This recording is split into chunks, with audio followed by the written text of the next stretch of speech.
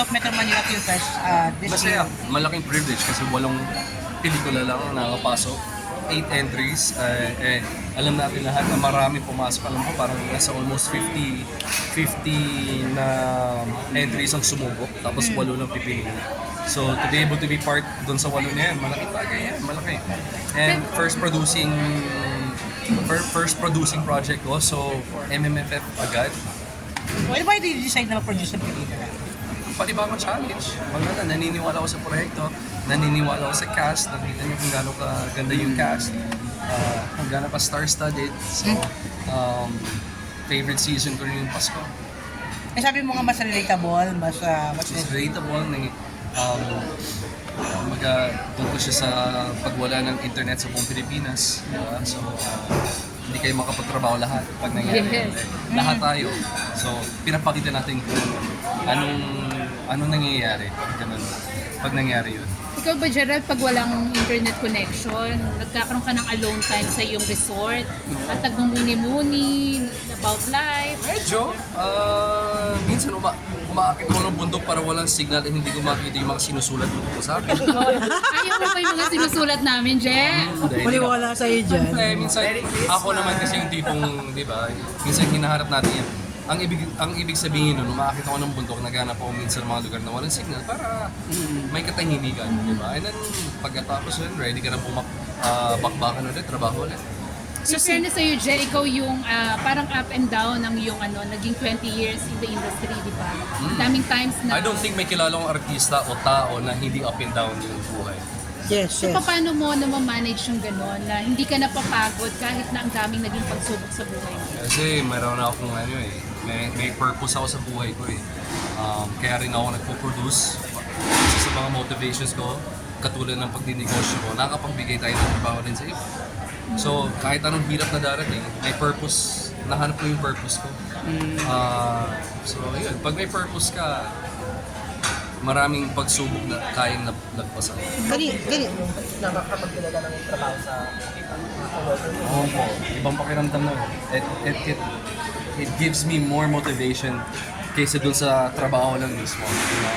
Alam mo na may ginagawa ka na mas malaki pa sa'yo at mas importanteng bagay. So, anong pakiramdam mo na yung nangyayari ngayon sa Pilipinas na ikaw todo tulong pero yung mga politikong na pinagkatiwalaan natin? Very open naman ang ibang mga artista about their... Anong pakiramdam mo? Ako, gusto kong Hindi, malaman. mas malaki yun syempre, sa'yo ikaw, kasi laki binabayad. Hindi. Kung nagbabayad din ako tax, pero importante, lalo na kayo yung trabaho niyo to eh. Sabi ko nga sa'yo kanina, may responsibilidad ka magsabi ng totoo. Ng totoo. Di ba? Maraming fake news dyan. Alam niyo yan. Maraming naniniwala sa kung ano-ano. Paano totoo yan. kung Totoo yan. tungkol sa buhay nyo o tungkol sa buhay ng ibang tao, mas naniniwala ng karamihan. Mahirap yun. So, kayo may Hindi, responsibilidad din kayo. anong feeling mo no? Lagi madalas kang biktima ng fake news? Ako? Nakakalungkot. Yung una, minsan, matatawa ka minsan doon sa iba, pero yung marami na naniniwala. Ayun na nga. Tapos sabi ko nga dito sa handler ko, sa Star Magic, sa akin kasi tungkol sa love life, tungkol sa ganito, what if it's tungkol sa hanap buhay ng Pilipino? Diba? What if life and death situation yan, tapos naniniwala ng mga tao? Doon kayo mas matakot eh. Gerald, anong feeling mong solusyon to fight misinformation? Yung mga ganyan. Voices, bawat voice ng bawat isa, shield yan against misinformation. At kayo, hindi nyo alam gaano kalaking responsibilidad nyo. I'm just curious, do you consider this year as your most productive and creative year? Kasi di ba nag-directing ka galing mo na? doon. Thank you for that. Sobra. No, totoo. It's been my most, challenging at the same time, pero it's been my most fulfilling kasi ang dami kong nagawa na hindi ko nagagawa before. Maraming challenges. I'm just thankful kasi maraming pa rin blessings, maraming challenges, but kasama talaga yun. Sino naging inspiration? Kanina, wait. Ikaw. Why do you say Sa pagiging director, producer mo? Sino inspiration ko?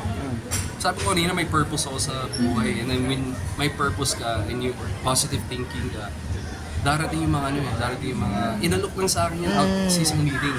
Diba?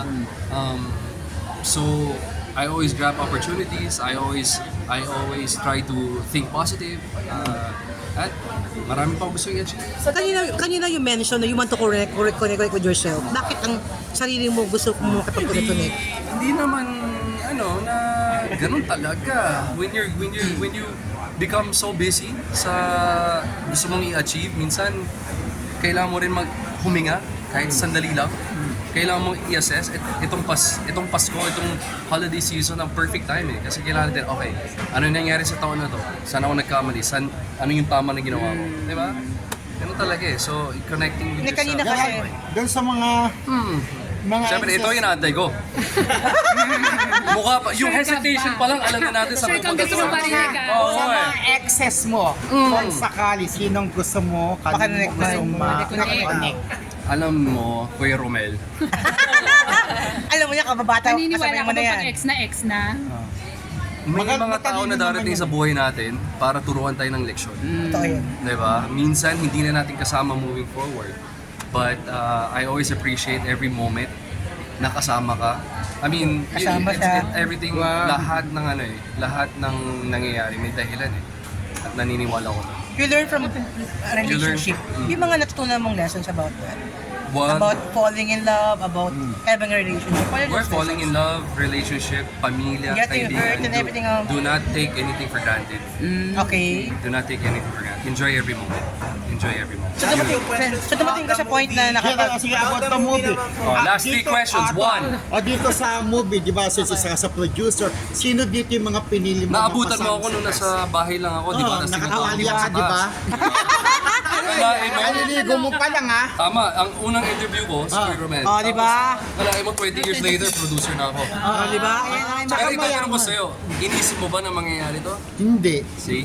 Eh, Ako kasi rin. pero talented ka naman, tsaka gwapo, Talaga. masarap, magandang katawan. Ano ba yan? Masarap na, natikman mo ba ako? Ano ibig sabihin, Dalawang tanong yung na yan. dating mo, ang lakas ng dating mo lalo sa May mga fairness pati, sa sa mga babae, sa matrona, sa Ano ba lahat. yan? In fairness sa'yo.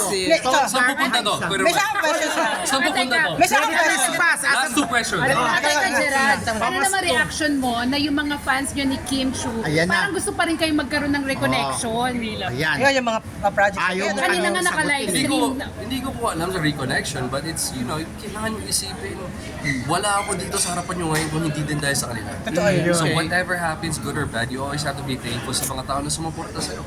Yun lang sa akin. Sandali, last na. Wala na lang. Doon sa pagpupush nila, posible pa raw ba na in the future ma-reconnect pa kayo ni Kim? Last question na to. Go. Ako last question. Siya yung last. Sagutin mo muna siya. Ayun na yan. Posible pa ba na ma-reconnect daw kayo ni Kim in the future? Yun ang tanong ng fans. Kontrolado ko yung buhay ko. Yun lang ang kontrolado. Hindi ko kontrolado yung opinion nyo, opinion ng ibang tao. Hindi kasi- But I am always grateful sa lahat ng suporta. Hindi kasi Last question, kanina- gandahan mo to. Hindi kasi kanina kasi sabi mo parang goodbyes na hindi lahat All goodbyes hindi lahat are pangit, bad. hindi lahat hindi maganda. Anong pinaghuhugutan saan gagaling yun? Marami tayong mga goodbyes sa buhay natin, di ba? Lahat tayo nakaranas to. Basta hindi tayo maging bitter, lagi may matututunan doon eh. Pwede naman pangit yung goodbye, pwede hindi maganda yung pag-iigalay Okay. ng kaibigan mo, ng karelasyon mo, ng isang family member mo. Pero laging may self-reflection yun. Hindi lang pwedeng siya yung laging mali. There's a lesson there. Did you finally say goodbye to Julia? Last question. Did you finally say goodbye to her? Did I finally say goodbye? Sasabihin ko sa iyo yan. Ate Mel, ba sasabihin ko sa iyo yan? Umamin ka na sa kanya kanina eh. Umamin ka na sa kanya kanina eh. Diba? Umamin ka na sa kanya kanina. Thank you ah. Good goodbye sa'yo. Picture mo na.